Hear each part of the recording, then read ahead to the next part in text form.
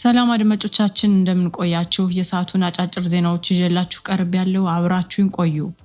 የአያቶላ አሊ ካሚኒ ሁለተኛ ልጅ የሆኑት ሙጅታባ ካሚኒ አዲሱ የሀገሪቱ መሪ ሆነው መሰየማቸው ይታወቃል። ሆኖም ይህ ሹመት የሰላም ሳይሆን የሞት ድግስ ይመስላል። ምክንያቱም ይህ ሹመት ይፋ ከመሆኑ ቀደም ብሎ ዶናልድ ትራምፕ እጅግ አደገኛ ማስጠንቀቂያ ሰጠው ነበር። ትራምፕ አዲሱ የኢራን መሪ በቅርቡ ይገደላል፣ በስልጣን ላይ ብዙ አይቆይም በማለት በይፋ ዝተው ነበር።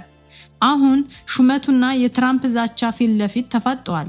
ሙጃካብ ካሚኒ አባታቸውን ተክተው ኢራንን መምራት ይችሉ ይሆን ወይስ ትራምፕ እንዳሉት የጥቃቱ ሰለባ ይሆናሉ? ወደፊት የምናየው ይሆናል።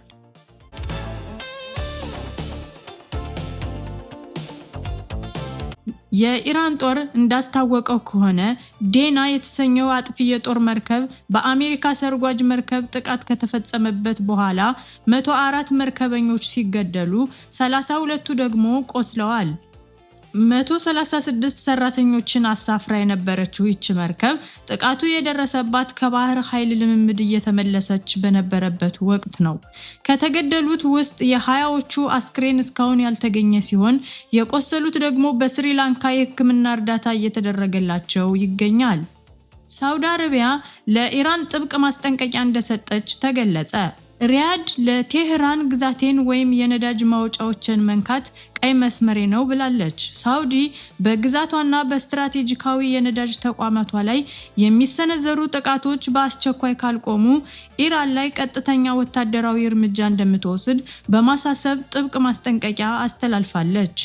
የሳውዲ የውጭ ጉዳይ ሚኒስትር ከኢራኑ አቻቸው ጋር በስልክ ባደረጉት ንግግር ሪያድ ለዲፕሎማሲ ቅድሚያ ብትሰጥም ትዕግስቷ ግን ገደብ እንዳለው ገልጸዋል።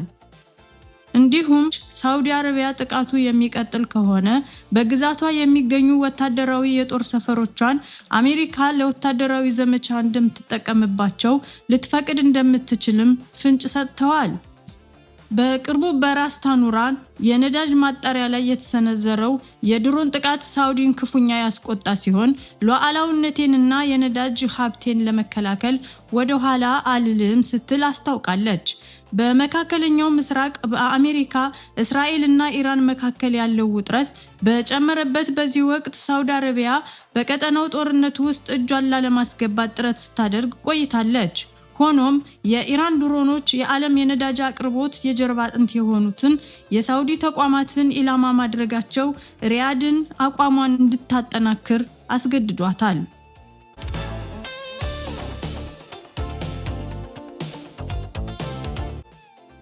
የተባበሩት አረብ ኤሚሬትስ የጦር አውሮፕላን የመከስከስ አደጋ እንደደረሰበት ተገለጸ። የሀገሪቱ የመከላከያ ሚኒስቴር በአደጋው 2 አባላቱን ህይወታቸው ማለፉንም አረጋግጧል። አያይዞም አደጋው የተከሰተው አውሮፕላኑ ሰኞ ዕለት ተልእኮውን ሲያከናውን በነበረበት ወቅት ባጋጠመው የቴክኒክ ችግር እንደሆነም ተገልጿል።